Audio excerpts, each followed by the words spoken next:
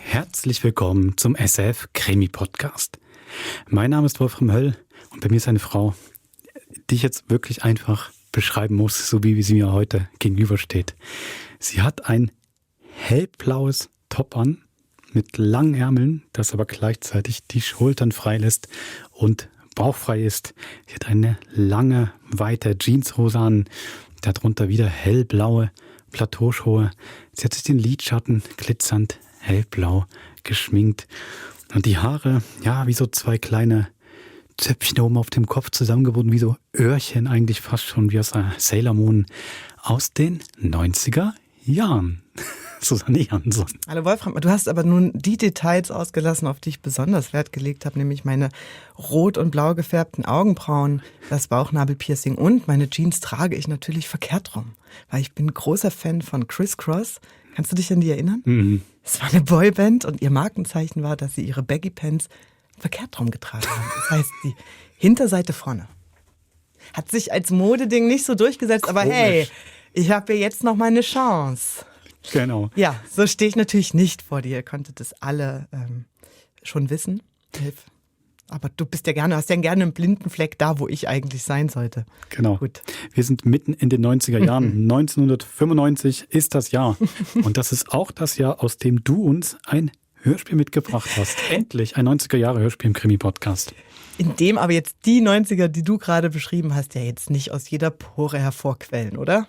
Das muss man schon sagen, das kommt nicht. Es ist eigentlich sehr häuslich, was wir da haben. Gibt keinen Rave, gibt keinen Eurodance. Es ist einfach erstmal ein Paar, das zusammen ist. Aber wo es für mich dann doch sehr die 90er Jahre spiegelt, ist nämlich, dass da nicht nur zwei Menschen sind in dieser Wohnung, sondern ein Heimcomputer, ein Personal Computer.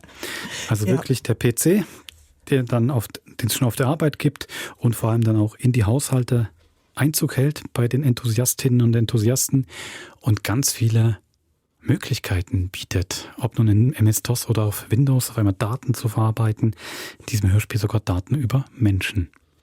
Genau, es ist eben jetzt schon 30 Jahre alt, das heißt Computer dort bedeutet nochmal eine andere Vorstellung als heute. Mal schauen, wie viele von euch noch schmunzeln oder nur müde mit der Achsel zucken.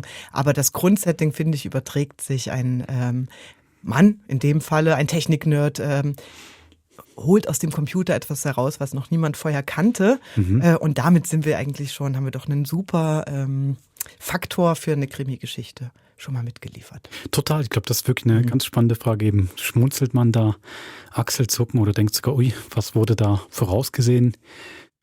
Viele schwierige Entwicklungen, die ihr heute in dem Hörspiel da bekommt oder gefährliche oder welche die Sorgen bereiten können, die sind eben auch ein Stück weit Alltag geworden.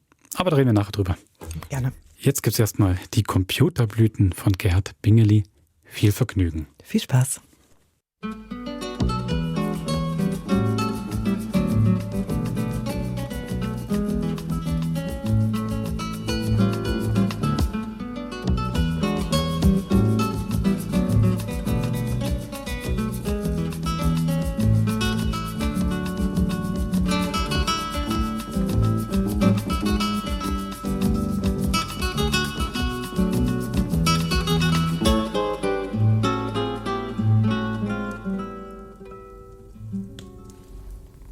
Ja, dann auf dein Wohl, Henry. Und herzlichen Dank für den schönen Abend. Ich weiß ja, dass du ein hervorragender Koch bist. Aber heute hast du dich selbst übertroffen mit diesem Churrasco Brasileiro. Ich kenne ganz einfach deine Schwäche für alles Brasilianische, aber danke für die Blumen. Du willst doch nicht schon gehen. Bleib über Nacht. Ein andermal. Für heute gehe ich lieber nach Hause. Es ist schon spät. Bleib wenigstens bis 12. Vor Mitternacht gehst du eh nicht ins Bett.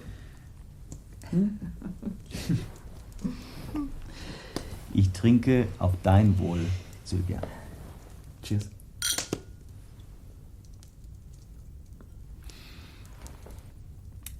Eigentlich weiß ich herzlich wenig von dir. Dabei sind wir ja nun doch schon einige Zeit zusammen, wenn man das so nennen kann. Du in deiner Feudalwohnung, ich in meiner Frauenklause. Und es ist uns wohl dabei. Wir lieben doch unsere Unabhängigkeit. Möchtest du etwa zu mir ziehen oder gar heiraten? Gehst du in den Krieg, so bete. Einmal gehst du zur See, zweimal in die Ehe, dreimal, sagt ein russisches Sprichwort. Nein, daran denke ich nicht. Aber manchmal möchte ich dich doch besser kennen. Ich weiß nur gerade, dass du Personalchef bist in diesem Lebensmittelgiganten Fast Pick. Aber ich weiß wenig über deine Gewohnheiten, über deine Tugenden, Laster, Hobbys. Du kennst immerhin meine Computergrafik und ich weiß eine ganze Menge von dir, Silvia Salz. Artdirektrice im Verlagsunternehmen Top Graphics, Kunstliebhaberin, Keramikmalerin. Da hätte ich beinahe was vergessen. Ich habe dir meine neuen Keramikbilder mitgebracht. Holst du bitte den Koffer in der Garderobe? Ja, gut.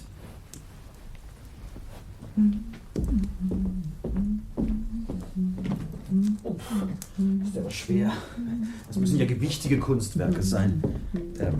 Darf ich reinschauen? Nein? Aber ich lasse dir meine gewichtigen Kunstwerke da. Du darfst in Ruhe eins auswählen. Aber komm doch mal her.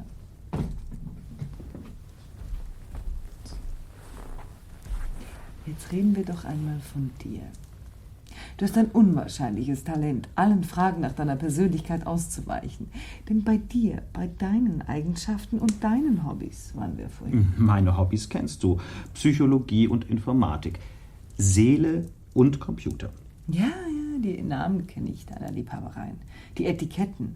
Aber von den Inhalten weiß ich überhaupt nichts. Ich meine, wie bringst du das zusammen? Seele und Rechenmaschine, Psyche und Computer. Willst du es wirklich wissen? Und hast du Zeit? Ja, bitte, wenn nicht gerade ein Wochenseminar draus wird. Kannst du es in ein paar Sätzen sagen? Ich will es versuchen. Wo fange ich an? Kannst du dir unter dem Wort Psychometrie etwas vorstellen? Nein. Ich habe einmal etwas von Ökonometrie gehört, aber Psychometrie? Wenn du weißt, was Ökonometrie ist, dann kann ich dir die Psychometrie leicht erklären. Ökonometrie, das ist doch der wissenschaftliche Versuch, die Wirtschaft mit mathematisch-statistischen Methoden zu erklären. Ein Unsinn. Sag das nicht. Alles, was man messen kann, quantifizieren kann, lässt sich systematisieren, lässt sich in mathematische Gleichungssysteme fassen. Das kann man im ganzen Bereich der exakten Wissenschaften tun, aber auch mit der weniger exakten Wirtschaft und man kann, wenn man kann, dasselbe mit dem Menschen tun. Das ist absurd. Etwas so Komplexes, Differenziertes, Subtiles, Einmaliges wie die Persönlichkeit eines Menschen lässt sich doch nicht in Formeln ausdrücken, in ein Modell fassen. Das sind kopflastige männliche Hirngespinste. Ich halte mich an meine Intuition, wenn ich Menschen begegne. Und nicht an irgendwelche abstrusen Computermodelle. Weibliche Intuition kontra männlichen Intellekt. Ja, womit das Klischee wieder einmal bestätigt wäre. Du würdest staunen, was so ein Computer zu leisten vermag. Das Quantifizieren menschlicher Eigenschaften, das Messen, ist nur die eine Seite des Problems.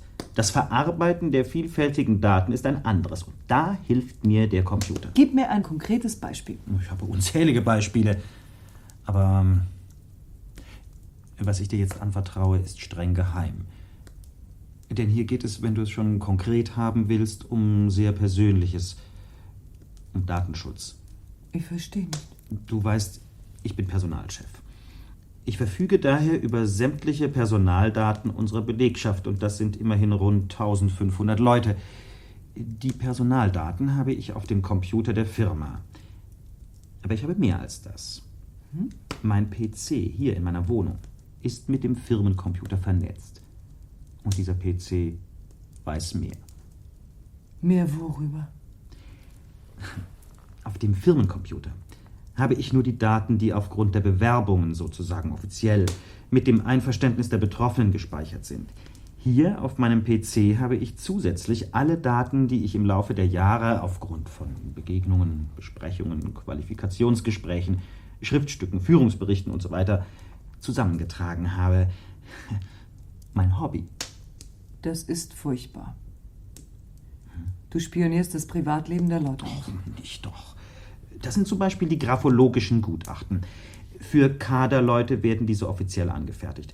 Für untere Positionen habe ich mir im Laufe der Jahre eigene Gutachten gemacht. Durchaus legal. Mit dem mir zugänglichen Material. Du weißt ja, ich bin Amateur-Graphologe. Unglaublich. Willst du mehr wissen? Für die Persönlichkeitsbeurteilung eines Menschen gibt es verschiedene Typologien. Zum Beispiel die Konstitutionstypologie. Die was? Vielleicht hast du schon gehört vom athletischen Typ, vom Leptosomen, vom Pykniker. Alles in meinem Computer drin. Ich bin sprachlos. Ja, das ist noch lange nicht alles, du weißt. Jeder Mensch hat ein bestimmtes Temperament. Es gibt eine Temperamentstypologie, die auf die Lehren des alten Hippokrates zurückgeht. Bestimmt hast du schon vom Melancholiker gehört. Ja, und vom Choleriker, vom Phlegmatiker und vom Sanguiniker. Natürlich. Ich habe von allen unseren Mitarbeitern eine Temperamentsanalyse gemacht. Alles in meinem Computer drin. Das gibt's doch nicht. Doch. Und mehr als das. Es gibt ja auch eine Funktionstypologie, eine Integrationstypologie. Und dann natürlich die Physiognomik, die Analyse der Kopfformen und Gesichtszüge. Alles in meinem Computer drin. Mein Gott. Was Gott aus dem Spiel. Vielleicht hat er ja den Menschen geschaffen, wie die einen glauben. Vielleicht ist der Mensch aber nichts anderes als das Ergebnis einer langen Evolution. Wie immer die Spezies Mensch entstanden sein mag, ich interessiere mich für das, was er ist. Heute. Und ich analysiere ihn, ich durchleuchte mit ausgefeilten Methoden seine Persönlichkeit. Ich baue für jedes Individuum ein perfektes psychometrisches Struktogramm, aus dem man so interessante Dinge wie zum Beispiel Intelligenz, Triebstruktur, Extra- und Introvertiertheit, Aggressionspotenzial, Libido und vieles mehr herauslesen kann. Nicht in irgendwelchen verschwommenen Worthülsen, sondern in Referenzzahlen, mathematisch genau. Du bist verrückt. Ich verlasse mich immer noch auf mein Gefühl, meine Intuition, wenn ich mit Menschen zu tun habe. Intuition, auch so ein verschwommener Begriff. Der sehr viel mit Erfahrung und Menschenkenntnis zu tun hat. Aber mein Computer beherrscht mehr als die mathematisch genaue Persönlichkeitsanalyse. Ach ja?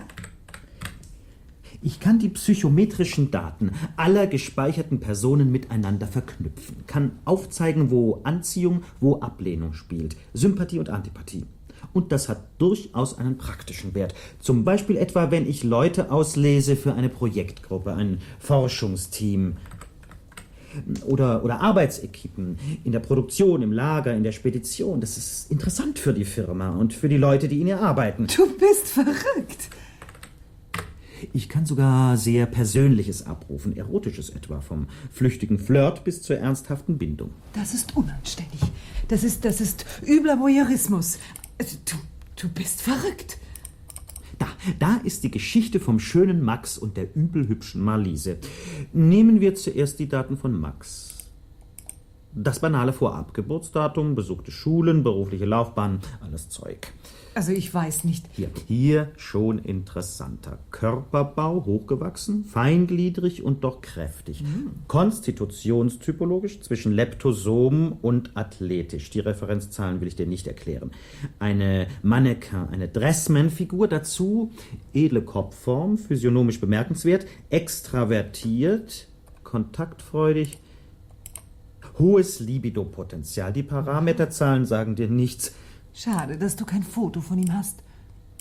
Und dann etwas Herausragendes, das für die Story mit Marliese sehr wichtig ist, ein eher atypisches Merkmal in seinem Psychostruktogramm, ein sehr ausgeprägtes Geborgenheitsbedürfnis, auf meiner Skala mit dem Maximalwert registriert. Und was soll das? Ja, Max war, die Frauen flogen auf ihn, wie es so schön heißt, und Max war unbekümmert und forsch genug, seine Libido voll auszuleben. Der Don Juan der Firma. Und was macht er jetzt? Was hat die hässliche Marliese damit zu tun, die übelhübsche, wie du sagst? Warte, lass mich raten. Also, ich denke, Marliese, eher plumper Körperbau, klein gewachsen, pyknisch, unvorteilhaftes Gesicht, Intelligenzquotient eher unter dem Schnitt. Nein, Du warte. bist nicht schlecht. Ich will mir die Geschichte selbst zusammenreimen. Bitte? Marliese ist von der Natur nicht eben verwöhnt worden. Aber sie hat ein herausragendes Merkmal, ein außergewöhnliches affektives Potenzial, um in deinem Psychojargon zu reden. Sie hat Mütterlichkeit und der schöne Max mit seinem herausragenden Geborgenheitsbedürfnis hat all die Schönen in der Firma stehen lassen und die übelhübsche Marliese geheiratet. Und wenn sie nicht gestorben sind, so leben sie noch heute. Lach nicht, schau es dir auf dem Bildschirm an. Im Wesentlichen hast du es getroffen. Na, siehst du? Meine Intuition. Prost. Nein, das hat nichts zu tun mit Intuition. Prost. Die Vorgaben Über den schönen Max habe ich dir gegeben. Du hast bloß logisch daraus gefolgert. Intuitiv hättest du die beiden nie zusammengebracht. Ich aber und mein Computer, wir haben diese Heirat vorausgesehen, vorausberechnet. Triumph meiner Psychometrie. Ich finde das widerlich und bleibe bei meiner Intuition. Zudem ist Mitternacht, ich möchte nach Hause. Stellst du bitte das Radio an? Hoffentlich habe ich die Wettervorhersage nicht schon wieder verpasst. Guten Abend. Bei wechselnder, zum Teil starker Bewölkung, zeitweise sonnig. Am Nachmittag einige Regenschauer möglich. Temperaturen nachts um 14 und tagsüber um 20 Grad. Hört denn dieser Regen nie auf? Seit Wochen. Ich habe mindestens schon 5 Regenschirme verloren. Es ist unglaublich. 38 Jahre alt. Signalement 1,88 Meter groß, kräftige Statur, rundes, flaches Gesicht. Wilhelm Kammermann trägt vermutlich einen roten Trainingsanzug. Der Vermisste ist Betriebsmechaniker im Lager der Fastpick AG. Sein Verschwinden steht möglicherweise in Zusammenhang mit dem seit einer Woche ebenfalls vermissten Heinz Krüger, auch er Angestellter der Firma Fastpick. Hier noch einmal das Signalement von Heinz Krüger, 33 Jahre alt, 1,68 Meter groß, schlank, blonde Haare. Heinz Krüger hat eine randlose Brille und trägt vermutlich hellbeige Hosen, ein dunkelrotes Jackett, schwarzes Hemd ohne Krawatte. Sachdienliche Hinweise zu den beiden Vermissten Wilhelm Kammermann und Heinz Krüger nimmt jeder. Davon hast du mir nichts gesagt. Wovon denn? Von den beiden Vermissten. Von Kammermann höre ich auch erst jetzt. Und von Krüger? Ja, das Krüger habe ich natürlich schon gewusst. Den suchen wir seit einer Woche. Wer wir? Nur wir in der Firma. Und dann natürlich die Polizei. War die Polizei auch bei dir? Sicher doch. Polizeiroutine. Vorgesetzte Mitarbeiter, Kollegen befragen. Bei mir war ein Kommissar, ja, wie heißt er gleich? Fechter, genau. Kommissar Fechter. Und was hast du ihm gesagt? Ich habe ihm die Personaldaten des verschwundenen Heinz Krüger gegeben. Weshalb interessiert dich das? Welche Daten? Welche Daten? Jene im Firmencomputer oder auch die in deinem PC? Natürlich nur die Firmendaten. Aber warum denn? Wenn dein System so unfehlbar ist, wären doch gerade deine privaten Daten für die Suche sehr wertvoll. Ich denke nicht daran, diese Daten herauszugeben. Das ist mir zu riskant und zudem soll die Polizei ihren Kram selber machen. Das ist nicht mein Job. Aber du könntest doch wirksam helfen. Wenn deine Psychometrie funktioniert, kannst du ja nur die Daten des seit einer Woche verschwundenen Krüger mit den Daten des seit heute vermissten Kammermann verknüpfen und dein Computer löst den Fall. Spiel! Ich denke nicht daran. Geh du doch mit deiner Intuition zur Polizei. Deiner Meinung nach ist das ja zuverlässiger. Ach, lass das! Du hast exakte Daten über die beiden und damit perfekte Möglichkeiten, den Fall zu klären. Vielleicht sogar ein Verbrechen aufzuklären. Und du willst nicht! Lass mich doch mal auf deinem Computer nachsehen. Ich bin überzeugt, dass wir... Hände weg davon. Ich will nicht, dass du auf dem... Was ist denn das jetzt schon wieder? Dieser Zeit. Ja, hier, Heller. Guten Abend, Herr Kommissar. Moment. Der Kommissar, du kannst mithören. Ja, so, hier bin ich wieder. Ja, es tut mir leid, dass ich so spät noch störe. Aber in der Sache Krüger hat sich etwas Neues ergeben, das keinen Aufschub duldet. Und Ja, ich habe soeben am Radio gehört, dass auch Kammermann verschwunden ist. Das ist ja eine seltsame Sache. ja, da sind noch andere Dinge. Aber ich möchte das lieber nicht am Telefon. Kann ich kurz bei Ihnen vorbeikommen? Selbstverständlich. Sie wissen, wo ich wohne? Ich bin in einer Minute bei Ihnen. Um diese Zeit? Ja, offenbar ist es dringend. Und willst du ihm deine Computerdaten wirklich nicht geben? Nein. Ich verstehe das nicht. So zeig doch mir wenigstens, welche Informationen dein gescheiter PC-Freund da gespeichert hat. Nein. Aber ich will dir das Wesentliche sagen. Natürlich habe ich mein System auf Krüger angesetzt und natürlich auch spannende Bezüge zwischen ihm und Kammermann festgestellt. Haben die beiden etwa auch, was niemand vermutet hätte, ihre Liebe zueinander entdeckt? Was? Also auffällig im Lebenslauf der beiden, ich habe das aus ihren Bewerbungen, ist die Tatsache, dass 4 Jahre fehlen. Das heißt, für diese Zeit haben sie keinen Stellennachweis. Kammermann sagt, er wäre in dieser Zeit in Australien gewesen und Krüger in Kanada. Solche Auslandsaufenthalte können, nun ja, elegante Ausflüchte sein, um gewisse vielleicht unliebsame Lebensabschnitte zu tarnen.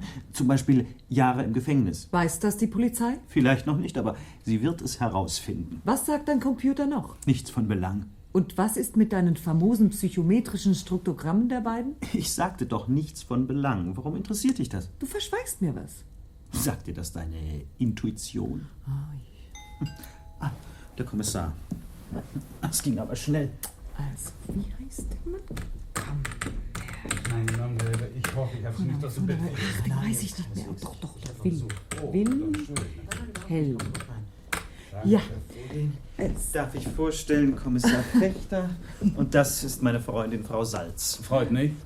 Guten Abend, Herr Fechter. Möchten Sie was trinken? Kaffee, Bier, Whisky? Ja doch, gerne, ein Whisky.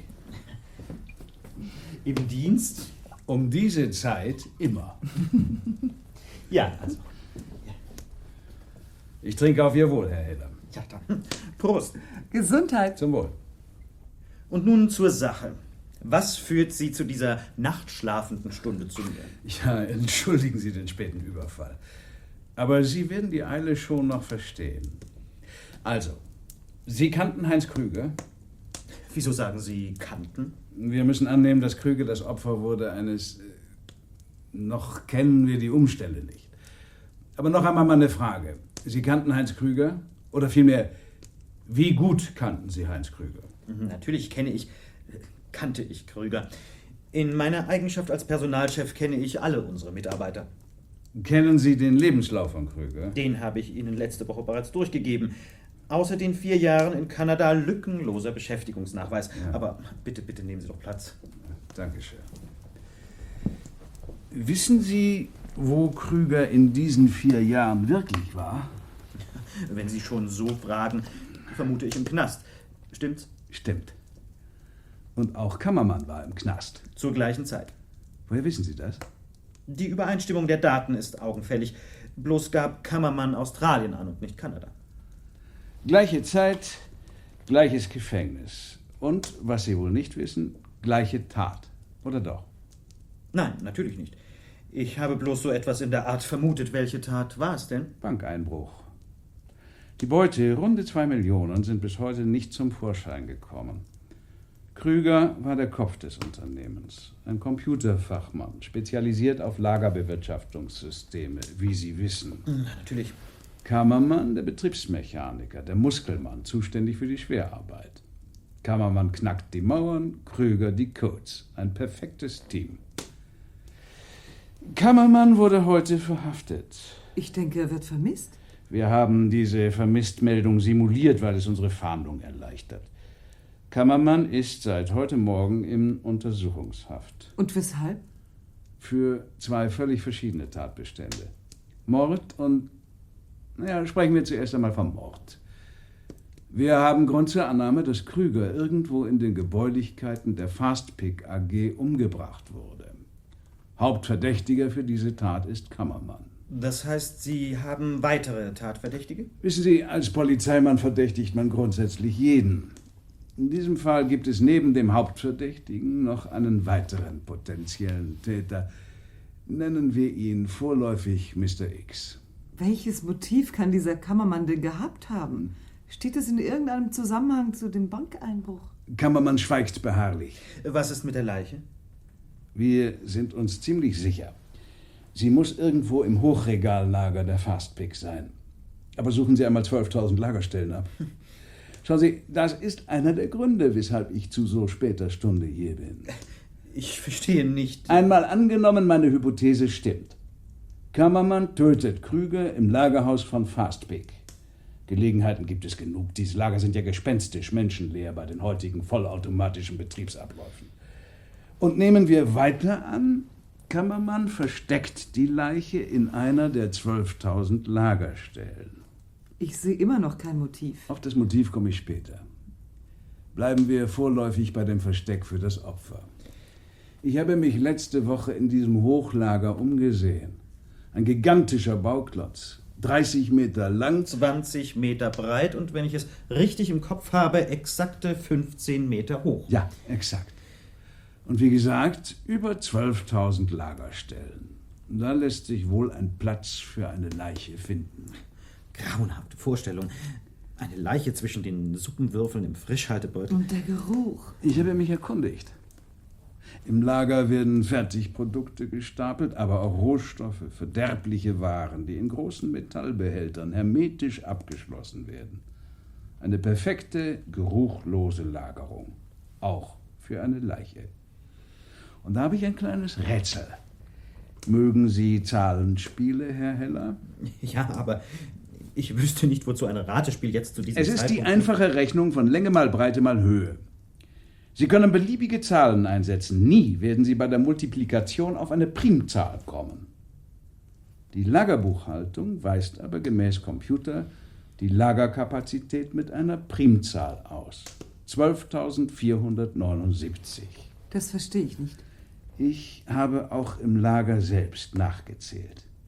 Länge mal Breite mal Höhe ergeben die Zahl 12.480 und nicht 12.479. Eine Stelle fehlt im Computer. Die Frage ist nur, welche? Das verstehe ich auch nicht. Nehmen wir an, meine Hypothese stimmt. Nehmen wir an, der Mörder, Kammermann oder mein Mr. X, packt sein Opfer in einen hermetischen Behälter und schickt diesen per Lagerkran auf eine bestimmte Lagerstelle. Solange dieser Behälter nicht abgerufen wird, bleibt die Leiche unentdeckt. Mord ohne Leiche, wie in einem billigen Krieg. Und spätestens bei der Inventur kommt die Leiche zum Vorschein. Mit unserem Lagerbewirtschaftungssystem können wir täglich Inventur machen, dank Computer. Ihre Überlegung ist richtig. Es sei denn, die betreffende Lagerstelle wird im Betriebssystem des Computers abgeblockt. Dann wird diese Stelle auch von der Inventur nie erfasst. Und die Leiche bleibt unentdeckt. Das ist zwar theoretisch möglich, aber trotzdem grotesk. Einmal angenommen, der Täter ist Kammermann. Ich kenne Kammermann nicht sehr gut, aber eines weiß ich. Er hat weder die Intelligenz noch das Know-how. Und vor allem, er hat den Zugang nicht, um das System so zu manipulieren. Der Systemmanager könnte das. Krüger war Systemmanager der Lagerbewirtschaftung. Er hätte das gekonnt, aber er ist tot, sagen Sie, Kommissar. Ich habe bloß gesagt, dass wir dies annehmen müssen. Ich gehe davon aus, dass tatsächlich Krüger diese Stelle im System blockiert hat und sich damit eine Art elektronisches Grab geschaufelt, programmiert hat. Und genau das ist ja doch wohl grotesk. Wie käme er dazu? Ich gehe davon aus, dass diese Lagerstelle von Krüger blockiert wurde für die Beute aus dem Bankeinbruch. Mit dem Einverständnis von Kammermann. Ein perfektes Versteck für runde 2 Millionen, bis Gras über die Geschichte gewachsen. Es sind jetzt bald 10 Jahre her, dass die beiden in unserer Eben. Firma... Zeit zum Ernten in der Logik von Krüger und Kammermann. Das klingt einleuchtend. Und nun eine weitere Hypothese. Krüger, der schlaue Kopf, der die Stelle blockiert hat, also auch wusste, wo man abruft. Krüger wollte allein ernten und hat irgendwann einmal nach Feierabend die Palette mit dem hermetischen Behälter via Lagerkran herausgeholt und... wurde dabei von Kammermann überrascht. Kammermann, der Muskelmann des Teams, ist Choleriker. Das weiß ich aus seinem Anstaltsbericht. Als er nun sieht, dass Krüger allein abkassieren will, ergreift ihn die große Wut. Er schlägt zu. Im Affekt wird man ihm wohl attestieren. Er kassiert die Noten und schickt Krüger anstelle der 2 Millionen in die blockierte Lagerstelle zurück. Das kann er nicht.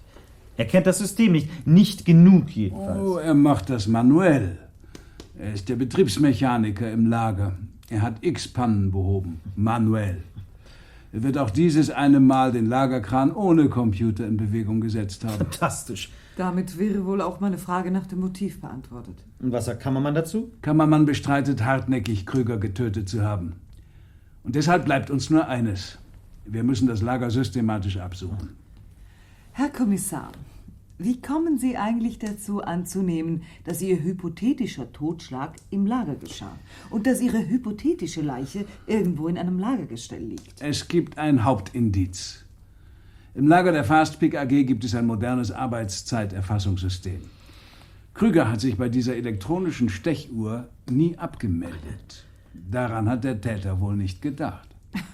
Und jetzt sollen Sie also das Lager absuchen, über 12.000 Positionen. Ich wünsche Ihnen viel Glück. Tja, Herr Heller, das ist ein Grund, weshalb ich Sie zu dieser nachtschlafenden Stunde, wie Sie sagen, aufsuche. Ja? Wir haben eine Einsatzequipe draußen im Hochregallager der Fastpick. Die Leute werden nötigenfalls die ganze Nacht, den ganzen Sonntag und die Nacht auf Montag suchen. Den Durchsuchungsbefehl haben wir. Aber ich dachte mir, dass wir das einfacher haben könnten. Mit Ihrer Hilfe, Herr Heller. Wie stellen Sie sich das vor? Sie sind Personalchef und Computerspezialist.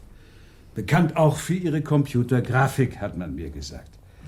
Ich wollte Sie ursprünglich bitten, mit mir ins Lager zu kommen und im Betriebssystem des Firmencomputers die fragliche Lagerstelle auszumachen. Ursprünglich? Sie haben Ihre Absichten geändert? Nun, ich vermute, Ihr PC ist mit dem Firmencomputer vernetzt.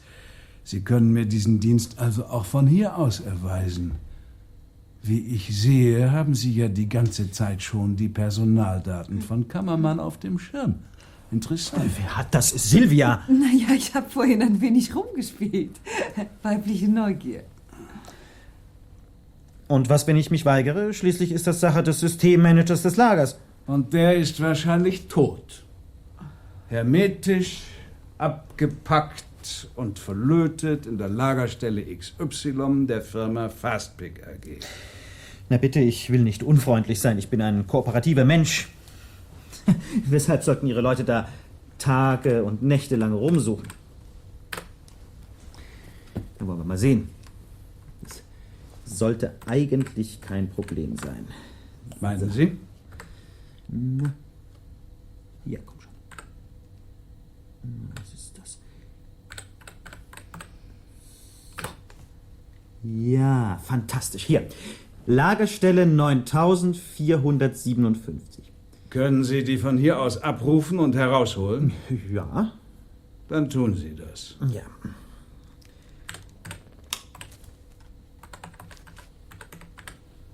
Ihr Fechter. Hallo, Kunz. Ja, wir sind soweit. Moment. Ich sag's Ihnen gleich. Was suchen Sie denn auf dem Schirm? Schon gefunden. Kunz, in der Lagerschlucht 3 wird der Kran jetzt eine Palette mit Blechbehälter ausfahren. Öffnen Sie den Behälter und geben Sie mir Bericht. Ende. Also, wenn das stimmt. Dann was, Frau Salz? Dann staune ich über Ihre Kombinationsgabe. Noch ist Kammermann ja nicht geständig. Ich frage mich die ganze Zeit schon, wie konnten Sie Kammermann verhaften aufgrund doch recht zweifelhafter Hypothesen? Wir haben ihn vorläufig wenigstens nicht wegen Mordes festgenommen, sondern wegen Notenfälscherei. Ach, was? Kammermann hat letzte Woche eine Reise nach Australien gebucht und bar bezahlt. Mit falschen Noten. Das ist ja unglaublich. Fechter? Ja, Kunz. Fündig geworden? Sehr gut. Die Tatwaffe? Ausgezeichnet. Lassen Sie die Kollegen der Spurensicherung ans Werk. Das Übliche. Und dann brechen Sie die Übung ab. Gute Nacht. Wir haben die Leiche. Wir haben das Motiv. Wir haben kein Geständnis von Kammermann. Und wir haben nach meiner Hypothese immer noch 2 mögliche Täter. Wie kommen Sie darauf? Kammermann wusste offensichtlich nicht, dass er falsche Noten hat. Wir haben in seiner Wohnung die ganze Beute gefunden. Runde 2 Millionen. Alles Falschgeld. Alles fast perfekte Blüten, wie unsere Spezialisten sagen. Computerblüten. Das ist ja ein Hammer. Herr Heller, wie Sie sagen, war Kammermann nicht der Typ, ins Betriebssystem des Computers von Fastpick einzudringen. Naturell, Intelligenz, der ganze Lebenslauf, seine Psychostruktur sprechen dagegen. Und das gilt doch auch wohl für das Fälschen von Banknoten, oder? Nun, Kammermann ist nicht der Typ dazu. da haben Sie wahrscheinlich recht. Also Krüger. Der tote Krüger. Möglich. Aber kaum wahrscheinlich. Weshalb sollte er Noten fälschen, wenn er die echten hat? Es muss ein Dritter im Spiel sein und deshalb muss ich Sie noch mit einigen Fragen belästigen. Frau Salz. Ich habe verstanden, Herr Kommissar. Ich wollte ohnehin schon lange nach Hause. Ja, danke. Lassen Sie mir bitte Ihre Adresse da, falls wir noch Fragen haben. Ja, Moment. Hier, meine Karte. Danke. Ja, dann also, Henry. Ich lasse dir meine Keramiken hier. Ja, ist schön. Den Koffer aber brauche ich. Ja, ich helfe dir gleich. So, Vorsicht. Ja, sehr schön.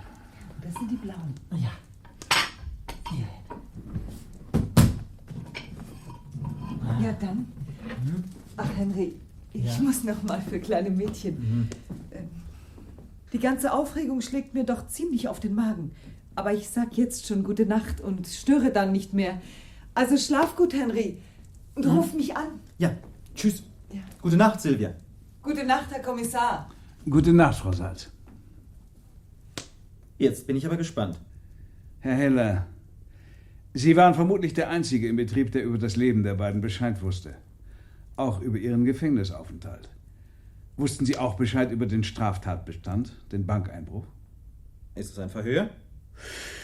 Nennen Sie es, wie Sie wollen. Ich stelle Ihnen einfach ein paar Fragen. Wir können dies natürlich auch auf dem Präsidium tun. Hier in Ihrer Wohnung wird nicht protokolliert, auf dem Präsidium schon. Ich weiß nicht, was Sie von mir wollen. Sie haben vorhin von einem zweiten Mordverdächtigen gesprochen. Wollen Sie etwa unterstellen, ich? Das ist ja völlig absurd. Lassen wir den Mord vorläufig. Ich halte Kammermann für den wahrscheinlichen Täter, vor allem seit wir auch die Tatwaffe haben. Sie lag neben dem Opfer im Blechbehälter, ein Schraubenschlüssel. Und das wäre nicht eben Ihr Stil, Herr Heller. Aber wie steht es mit den gefälschten Noten? Lassen Sie mich bitte auch da aus dem Spiel. Das Ganze ist völlig absurd. Ich rufe jetzt meinen Anwalt an. Um diese Zeit. Zudem, ich wiederhole, hier wird nicht protokolliert. Ich schlage vor, Sie beantworten jetzt meine Fragen oder ich lasse Ihre schöne Wohnung durchsuchen.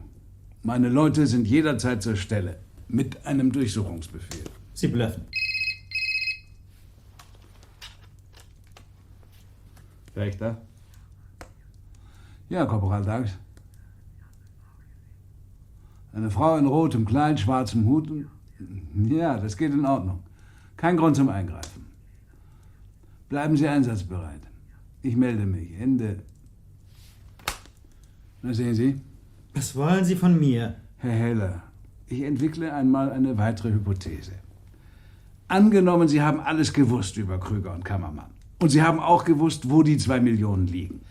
Die Versuchung, die echten Millionen gegen falsche einzutauschen... Einmal angenommen, Ihre verrückte Geschichte stimmt. Weshalb hätte ich mir die Mühe gemacht, echte Noten gegen falsche einzutauschen? Ich hätte mich doch einfach mit den echten bedient und den Behälter leer gelassen wie ein ausgeraubtes Pharaonengrab. Wozu diese Umstände? Absurd. Das habe ich mir auch überlegt. Na also. Aber Sie wussten sehr wohl, dass ein leerer Kasten Ihnen Probleme schafft. Bitte? Krüger und Kammermann hätten zwar fürs Erste sich gegenseitig verdächtigt. Aber irgendeinmal wären sie darauf gekommen, dass da ein Dritter mitmischt. Und die beiden wussten, dass Sie, Herr Heller, Kenntnis hatten. Mindestens von Ihren Jahren im Gefängnis.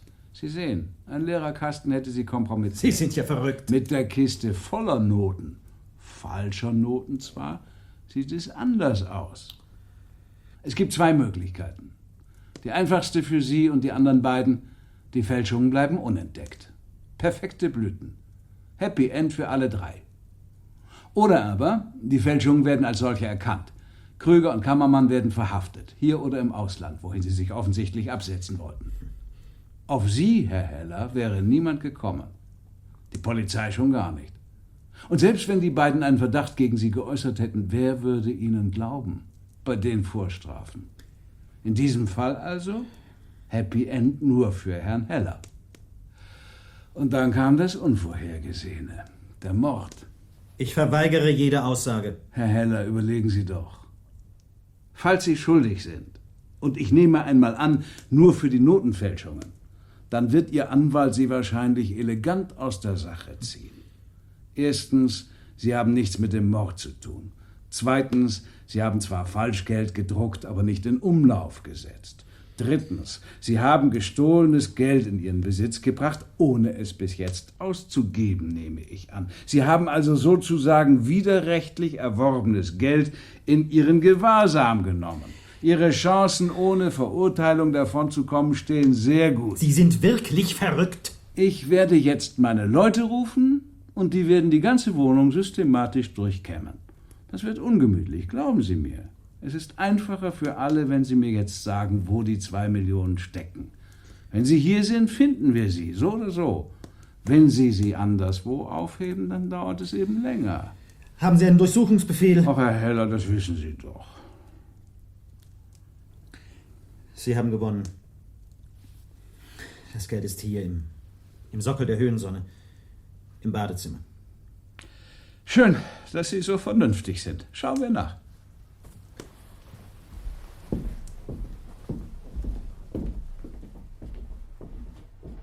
Was ist... Das gibt's doch nicht. Das ganze Geld ist weg.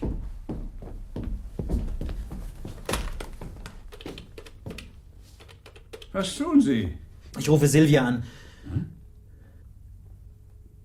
Keine Antwort. Natürlich. Mein Gott, was bin ich für ein Idiot. Dieses Luder. Diese verdammte Hexe. Herr Kommissar, Sie können mir glauben oder nicht. Das Geld war vor ein paar Minuten noch da, im Sockel der Höhensonne. Silvia, Frau Salz kennt das Versteck. Sie hat mir vor ein paar Monaten einmal Wertsachen zur Verwahrung gegeben, als wir an einem Samstag verreisten und die Banken geschlossen hatten. Aber warum wusste sie, dass ich das... Weibliche Intuition. Korporal Dax. Fechter. Die Frau von vorhin, rotes Kleid, schwarzer Hut. Genau. Haben Sie die Autonummer? Ja? Sehr gut. Lösen Sie Großfahndung aus nach diesem Lächerlich, Wagen. Kommissar. Die Frau ist viel zu raffiniert. Die hat den Wagen doch längst irgendwo abgestellt. Jemand mit so viel Intuition. Verdammte Hexe. Und mich können Sie jetzt mitnehmen. Korporal Dax, blasen Sie die Fahndung ab. Ende.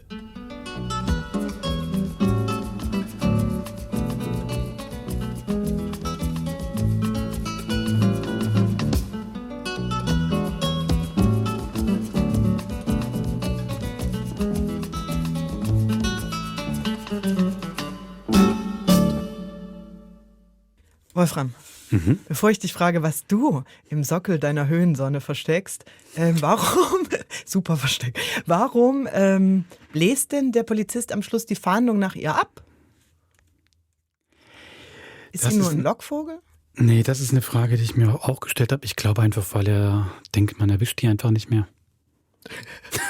Oh ja. Ich bin so ein einfaches Ja, das Kind. stimmt. Ja, natürlich. Man hat gemerkt, okay, also mit dem Kennzeichen schaffen wir es nicht mehr. Und Henry sagt ja auch, die ist über alle Berge, nehmen Sie doch mich. Und da denkt sich der Kommissar, stimmt, Feierabend, nimm den Spatz in der Hand. Ja, ich wollte jetzt erinnern ans Wochenende. Schon lang genug und spät genug gearbeitet. Okay. Ich bin einfaches Gemüt. Okay, du meinst, da steckt nicht mehr drin.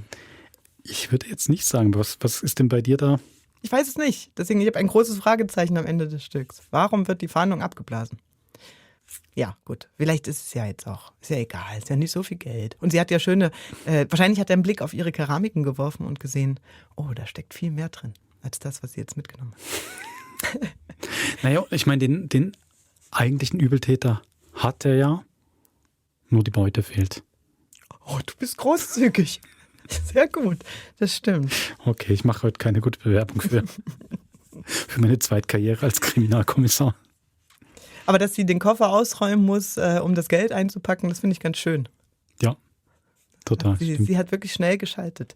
Ich mag ja das Zusammenspiel der beiden. Ich finde das schön, dass du so eine Perli-Konstellation hast, aber die sich nicht nur in Allgemeinplätzen so ergibt, was den Tonfall vor allen Dingen angibt. Also ich fand das sehr organisch und glaubhaft, dass er sie auch so anschnauzen kann und wie sie sich so Geschichten ausspinnt und dann so halb singend vorträgt. Das hat mir alles gut gefallen. Und es legt auch ganz hübsch falsche Fährten, weil er ja eher so aufgebaut wird, sie wisse gar nichts über ihn und kenne viel zu wenig, wo man dann eher denkt, stimmt ja noch, er hat was noch irgendwie Dreck am Stecken und dunkle Machenschaften und am Schluss kommt es, finde ich, schon noch überraschend, dass sie türmt mit dem Geld. Und was versteckst du im Sockel deiner Höhensonne? Was ist eine Höhensonne? Was ist damit gemeint? Jetzt muss ich mich outen, weil ich habe es tatsächlich jetzt nicht nochmal nachgeschaut. Ich meine, wir wurden als Kinder vor die Höhensonne gesetzt, um Krankheiten vorzubeugen, Viren zu töten. Das ist eine Rotlichtlampe. Ja, ich meine schon. Also da, wo man so mit eine spezielle Brille bekommen hat. Und dann haben die Eltern gesagt, jetzt bleibst du hier mal schön 2 Stunden sitzen, bewegst dich nicht und dann können die ganzen kleinen Tierchen aus dir rauskrabbeln. Es war sicher nicht so lang, aber so ein bisschen geparkt hat man sich schon gefühlt. Aber es war auch was Besonderes. Das hast du zu Hause Beam gemacht? mir ab, Scotty. Hey, ziemlich sicher. Okay. In den 90er Jahren wahrscheinlich. Das war dann eben nach dem Mauerfall, konnte man genauso Sachen dann. Nee, ich glaube nicht, dass es in den 80ern konsummäßig DDR so gab. Das klingt für mich dann auch sehr nach 90er Jahren. Und wenn man Sachen kaufen konnte. Ob sinnvoll oder nicht. Ich war schon ein Kleinkind. Aber das Gerät an sich kommt mir vor wie eine Satellitenschüssel oder wie so ein Standventilator. Aber dass der einen großen Sockel hätte, wo man jetzt Beute, die vorher in Containern quasi untergebracht war, unterbringen könnte, fand ich als Bild immer so ein bisschen seltsam. Ja, da draußen die Höhensonne. Das finde ich spannend an dem Hörspiel. Ist ja so sehr konkret bei Ihnen zu Hause in den Dialog. Das kann man sich alles gut vorstellen. Ich finde auch, wie er seine Datenbank erklärt. Das geht eigentlich gut. Aber eben dann verlangt schon viel Vorstellungsvermögen für dieses Logistikzentrum, oder? Wieso? Also gerade mit heutigem Wissen von so Lieferantenhallen, wo nur noch so Drohnen rein und ab und zu noch ein automatisierter Gabelstapler, aber ansonsten Gänge ohne Ende. Wie bei Matrix, weißt du, diese Waffenregale. Ja. Wie heißt die Firma? Fastpick. Das klingt ja schon nach einem Lieferdienst, ja. Das stimmt. Aber mir fiel es auch von der Abstraktion, also wie beschrieben wird, welcher Container wo und fehlt und sowieso sobald Primzahl kommt, da lehne ich mich schon mal zurück und hoffe, es gibt noch irgendwo ein Wasserzeichen oder einen Zauberspruch, aber mitrechnen tue ich da nichts mehr. Fiel es mir auch an ein, zwei Stellen ein bisschen schwer, das ganz konkret vor meinem Auge zu erscheinen zu lassen. Ich habe so beim Hören gedacht, das Hörspiel sind ja gut 40 Minuten lang. Irgendwann hatte ich dann doch den Eindruck, ich meine es nicht, gar nicht negativ, ich höre dann ein langes Schreckmümpfeli. Und das ging dir auch schon zwischendurch so und nicht erst am Ende mit der überraschenden Pointe? Jetzt gleich, die überraschende Pointe macht was aus. Ist jetzt niemand gestorben. Beim Schreck wäre es wahrscheinlich noch etwas makabrer gewesen, ein bisschen blutiger. So. Entschuldige, natürlich ist der... Aber nicht immer jemand Neues am Schluss, meine ich so, genau. Gut. Aber doch mit dieser überraschenden Wendung und jemand stellt jemandem eine Falle und dann fällt wieder der Nächste oder man selber rein. Vielleicht auch die Regie Isabel Scherer, unsere ehemalige Kollegin, hat ja Du meinst die Queen of Schreckmümpfeli? Jahrelang Schreckmümpfeli betreut, ja. Ja, aber auch einfach dieses sehr reduzierte Setting, eben genau dieses häusliche, das Paar, dieses Kleine spielt eigentlich alles in 4 Wänden. Kurzes Personal, dann kommt nochmal jemand Neues dazu. Man bringt das, haben wir bis heute ja bei den Schreckmümpfeli, letzte oder vorletzte hatten wir auch mal ein schönes, wo wir sogar einen Preis gewonnen haben beim Grand Prix Nova, beim Hörspielfestival, wo es doch genau darum ging, dass eine Tochter so eine Art Spiel spielt wie die Sims, wo sie eine Familie kontrollieren kann und dann kontrolliert sie gerade ihre eigene Mutter damit. Also wie man quasi so neuere technologische Entwicklung wie eben den Heimcomputer in einem kriminallustigen Krimikomödien-Setting benutzt, aufgreift. Irgendwie, das hat für mich alles was Schreckmümpfelihaftes. Ja, also am Setting würde ich das jetzt nicht festmachen, weil da haben wir auch andere Hörspiele, auch ältere und wesentlich längere, die eigentlich auch mit so einer reduzierten Form, was Ort und Personage angeht, auskommen. Also ein bisschen der lustige Dialogton, auch die flotten das Sprüche so hin und her. So. Das ein bisschen und dann so die reingeworfenen Assoziationen. Da gibt es einen Toten eben, das bedeutet aber nicht wirklich was. Da gibt es Falschgeld und so, das sind so Komponenten, die es vielleicht auf so ein bisschen unernste Ebene geben. Ja. Mir hat es trotzdem ganz gut gefallen, ich habe mich nicht gelangweilt bei denen zu Hause. Ich habe halt die Frage, oder das würde ich dich gerne noch fragen, der Computer, ne? Ich habe halt darauf gewartet, dass mir Henry in seiner Bastelei jetzt was vorführt, was bei mir noch so ein bisschen einen kleinen Wow-Effekt hervorruft.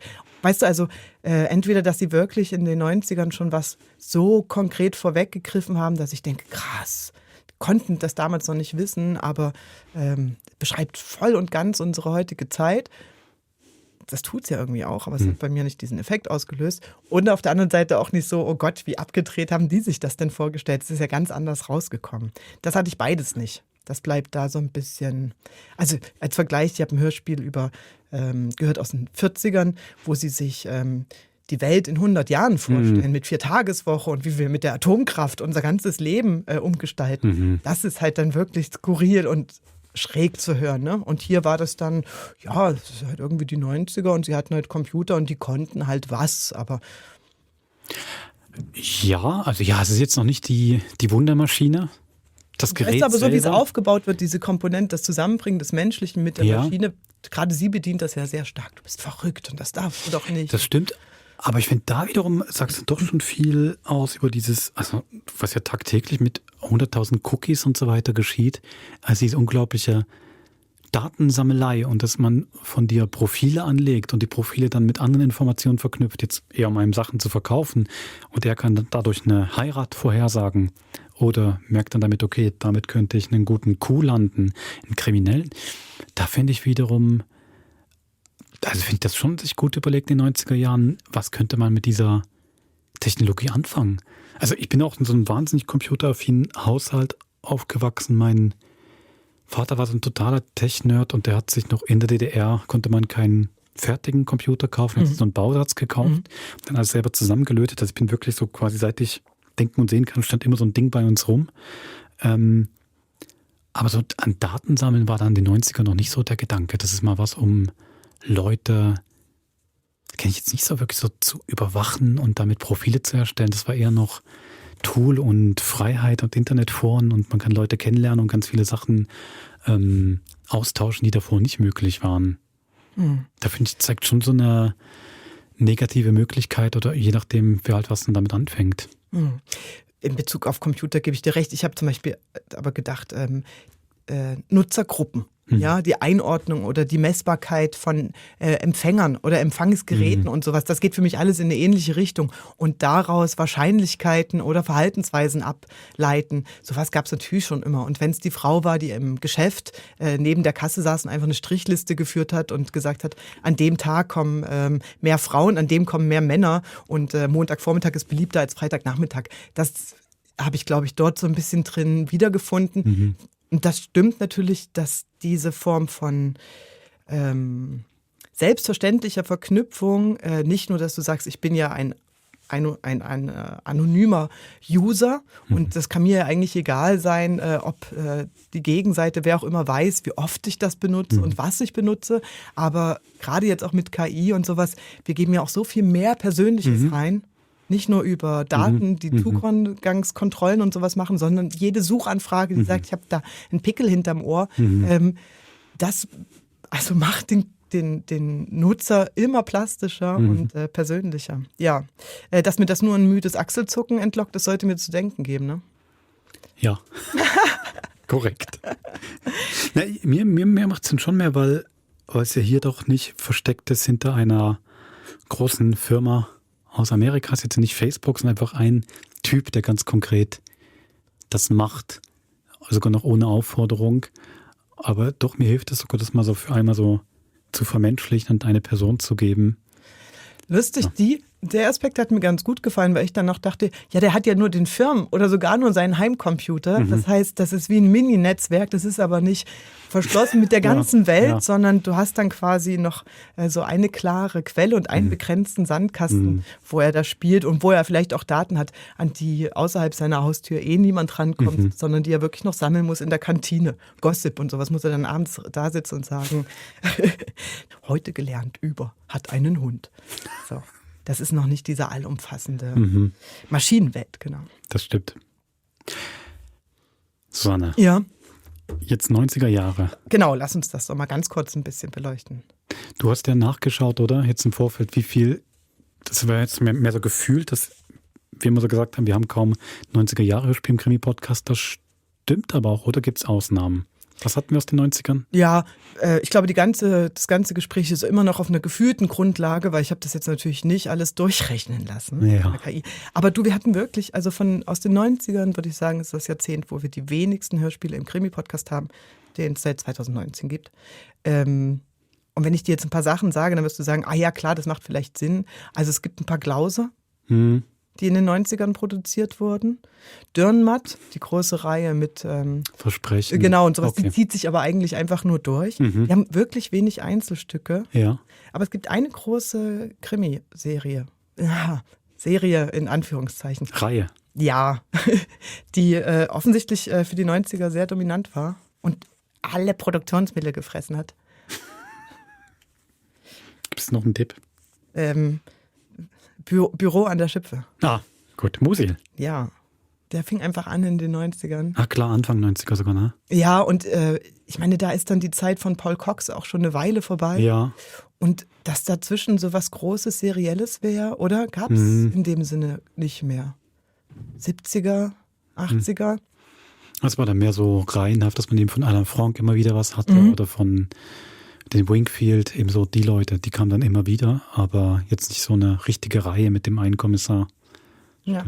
Ich konnte jetzt auch nicht feststellen, dass jetzt so 90er irgendwie dominiert wären von Mundart-Hörspielen. Dass man sagt, man hat sich irgendwie wieder mehr so ein bisschen auf Swissness konzentriert und den Blick mal weggenommen aus dem Ausland. Ist auch nicht, kommt mir wirklich so vor, als wenn weniger Krimis produziert wurde. Warum das so ist, da können wir jetzt ein bisschen mutmaßen. Ich habe eine schöne Theorie. Soll ich dir mal sagen? Ja, bitte. Ich leg mal vor. Weißt du, wann Philip Meloni anfing? Ja, auch so. Also mit SF3 dann irgendwann Ende 80er, 90er, Eben. oder? Ende 89. Und ich meine, da sind einfach so viele Folgen entstanden. Nicht, dass jetzt damit die Mittel gebunden wurden, aber ich glaube, es war schon ein großer Output. Und beliebt von Anfang an. Also vielleicht hast du da wirklich so ein schwarzes Loch gehabt. Das hat alle Krimi. Naja, oder wo man dann gedacht gebunden. hat, vielleicht, also damals war ja, denke ich mal, dieses berühmte Silo-Denken ja schon noch größer. Es gab ja auch nicht, es gab ja, glaube ich, noch verschiedene Hörspielredaktionen an den Standorten. Dass man dann vielleicht auch gesagt hat, okay, Krimi ist jetzt bei DRS3 parkiert, das müssen wir nicht auch noch machen.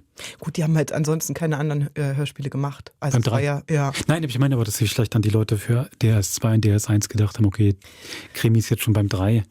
Ich würde mal sagen, populäre Zeug, das müssen wir jetzt nicht auch noch für den Kultursender, für machen. DRS2 würde ich das auch, glaube ich, ein bisschen vermuten. Dass man sich da wirklich in der Profilierung, das ist ja bestimmt auch ein Wort, dass eben, wir haben so Aufkommen von Privatfernsehen, alle mussten so ein bisschen schauen, wo ist denn unser Platz in der Medienlandschaft, dass da auch der Kultursender vielleicht eine Form von Abgrenzung gefunden hat und dadurch weniger Krimis wie in Basel zum Beispiel produziert wurden und man sich da mehr aufs künstlerische Hörspiel geworfen hat. Aber SF 1 als der massenbreiteste Sender und Krimi ist immer ein Zugpferd gewesen. Das ist eigentlich dann doch ein bisschen seltsam.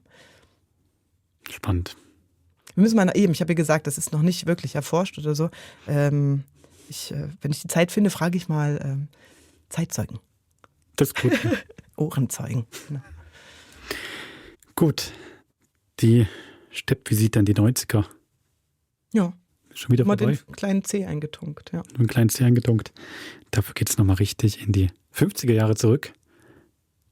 Denn morgen ist Vollmond. Und das heißt, gruselige Hörspiele bei uns im Krimi-Podcast. Bis zum nächsten Mord. Macht's gut.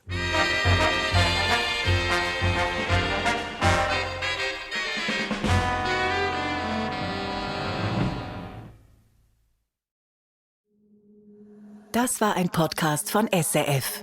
Produziert im Auftrag der SRG.